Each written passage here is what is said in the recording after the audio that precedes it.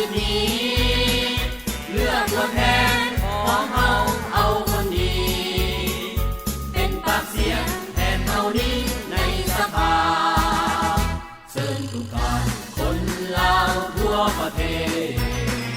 บ่ว่าเขตเหนือกลางใต้ไปเถอะนะเลือกผู้แทนไว้ตามเฮาในสภา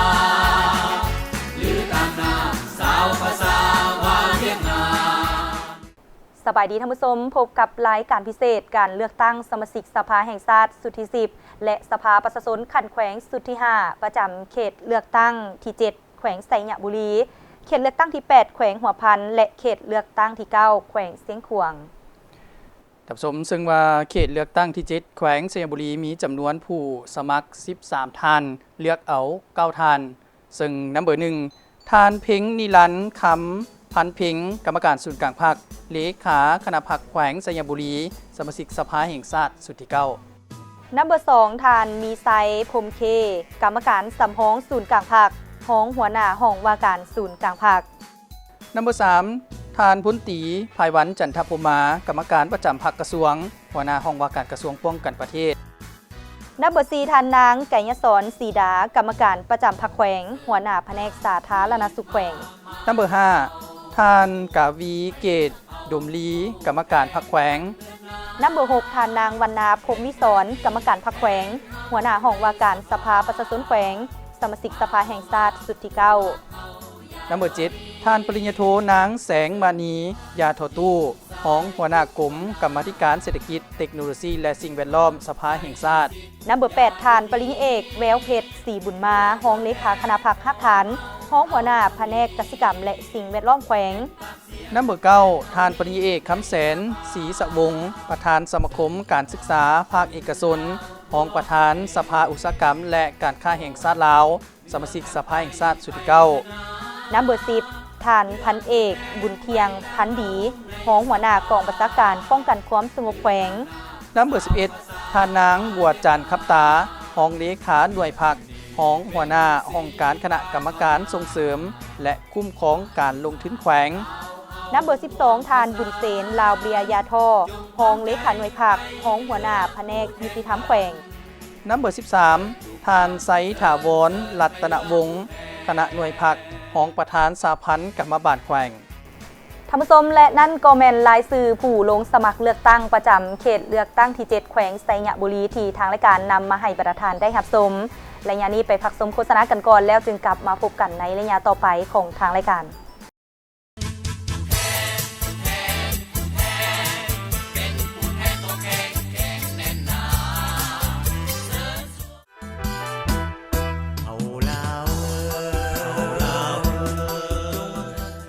การเลือกตั้งสมาชิกสภาแห่งชาติสุดที่10และสภาประชาชนขันแขวงสุดที่5ที่จะดำเนินในวันที่22กุมภาพันธ์2026นี้แม้นเหตุการณ์การเมืองที่มีความหมายทางประวัติศาสตร์ของชาติลาวเป็นการเสริมขยายและปฏิบัติสิทธิประชาธิปไตยของประชาชนลาวบรรดาเผ่าเข้าในการปรับปรุงบูรณะระบบองค์การอำนาจรัฐขั้นศูนย์กลางและท้องถิ่นให้เข้มแข็งเป็นต้นแมนปรับปรุงบูรณะและสร้างความเข้มแข็งให้แก่สภาแห่งชาติและสภาประชาชนขันแขวง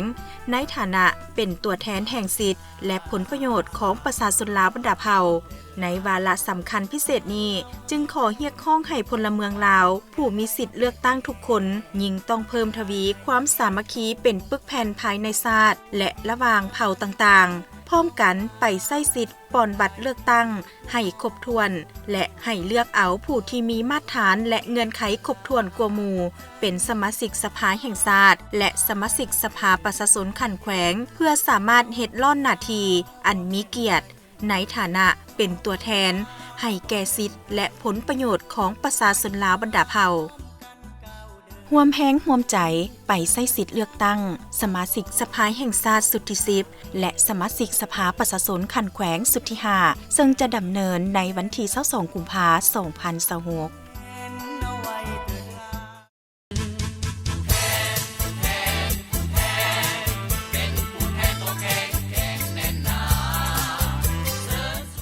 ท่านผู้ชมครับเข้าสู่รายการนี้จะนำพาประธานมาที่ตามหับสมรายชื่อผู้สมัครเลือกตั้งประจำเขต8แขวงหัวพัน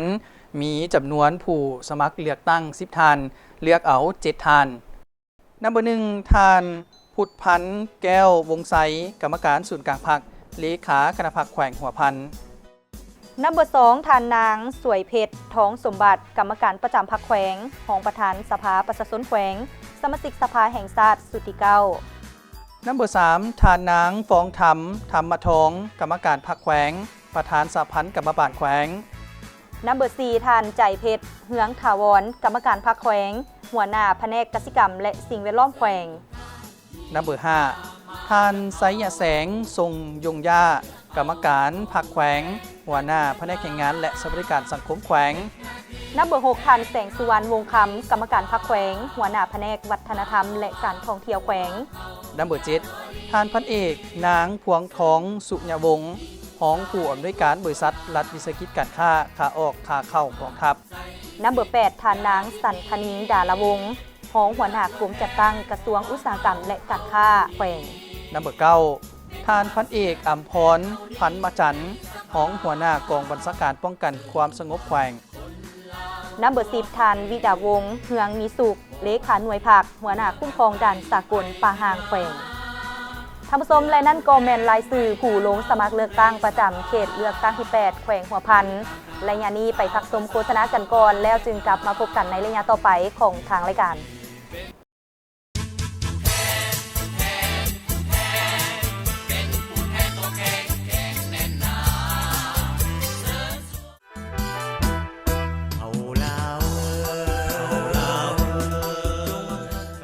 การเลือกตั้งสมาชิกสภาแห่งชาติสุดที่10และสภาประชาชนขันแขวงสุดที่5ที่จะดำเนินในวันที่22กุมภาพันธ์2026นี้แม้นเหตุการณ์การเมืองที่มีความหมายทางประวัติศาสตร์ของชาติลาวเป็นการเสริมขยายและปฏิบัติสิทธิประชาธิปไตยของประชาชนลาวบรรดาเผ่าเข้าในการปรับปรุงบูรณะระบบองค์การอำนาจรัฐขั้นศูนย์กลางและท้องถิ่นให้เข้มแข็งเป็นต้นแมนปรับปรุงบูรณะและสร้างความเข้มแข็งให้แก่สภาแห่งชาติและสภาประชาชนขันแขวง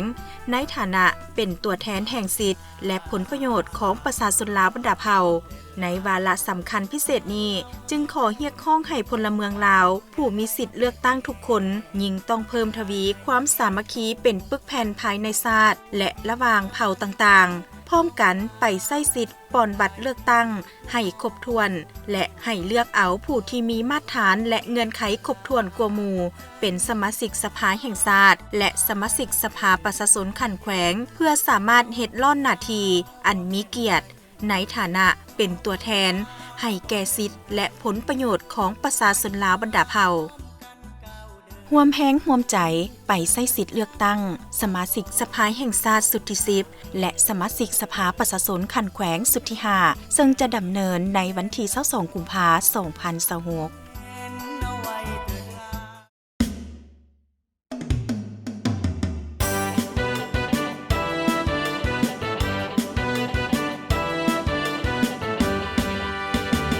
เปิดไขสังกาลศาสตร์ลาวก้าวพัฒนาให้โลกโลกาหูว่าลาวเฮาก้าวไกลผ่านหลาย10 ปียิ่งมีความสีวิไลสู่ยุคสมัยสภาใดแทนปวงประชาศาสตร์ลาวมาเลือกตั้งสมาชิกสภาตัวแทนเขตแขวงทั่วหน้า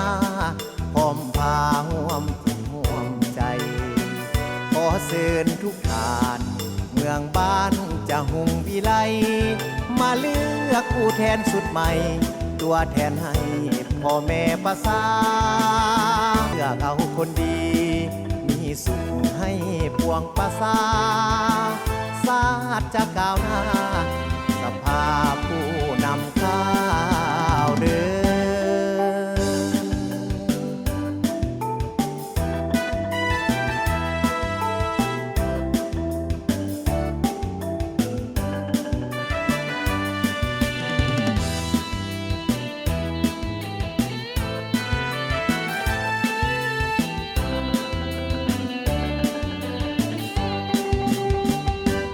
มาเฮามาเลือกตั้งสมาชิกสภา ตัวแทนเขตแขวงทั่วหน้าพร้อมพาห่วมที่ห่วมใจ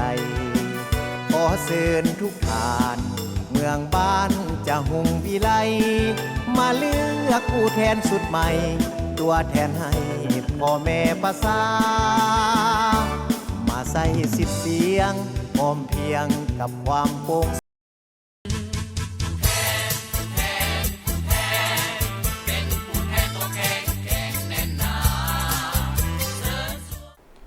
ท่านผู้ชมครับเข้ามาพบกันในระยะนี้จะสืบต่อในการนำเสนอเขตเลือกตั้งที่9แขวงเสียงขวางมีจำนวนผู้สมัคร10ท่านเลือกเอา7ท่าน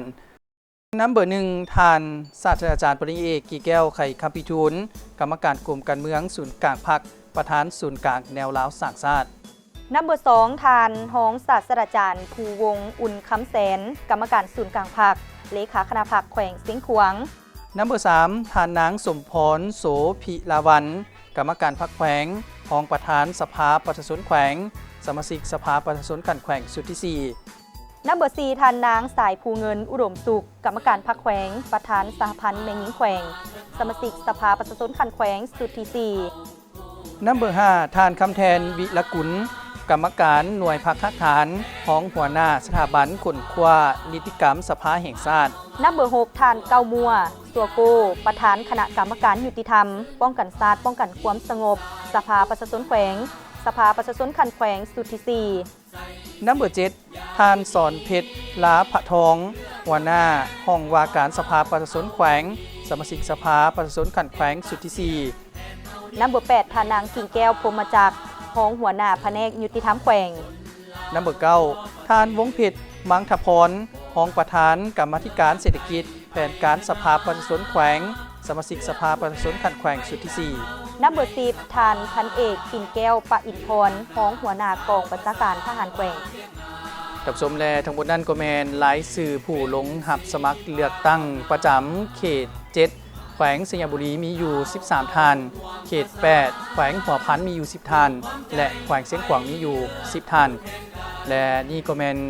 รายการพิเศษการเลือกตั้งสมาชิกสภาแห่งชาติสุดที่10และสภาประชาชนขันแขวงสุดที่5มาฮอนี่เวลาของทางรายการก็ได้หมดลงเพียงเท่านี้ขอบใจประธานเกียรติในการติดตามรับชมพบกันใหม่ในโอกาสหน้าสำหรับวันนี้สบายดี